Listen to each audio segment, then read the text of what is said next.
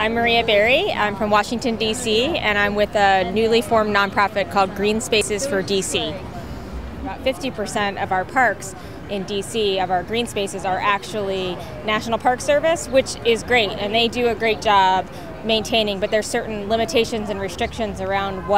how you can program or what you can do or what kind of signage you can have up at those parks. So the opportunity for DC is that the 50% of parks that are not national park land have been kind of just left behind, and people don't even know the difference between which one is which. And so as an organization like Green Spaces and working with friends groups, we could really elevate that and have people understand that their parks, not everything is just a national park, and that we actually, have ownership, and we could help to program and maybe do a little different things on the DC-owned parks in different ways than what can happen on national park land. In my neighborhood, on 2 parks, there's been a great need for other parks across the city, and I've actually helped 4 or 5 groups start up their own friends groups. And so working with folks like my friend Autumn, who's here,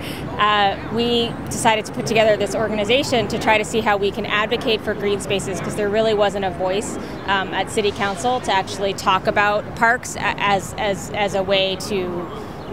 improve the city, but also how can we help build a network of friends groups,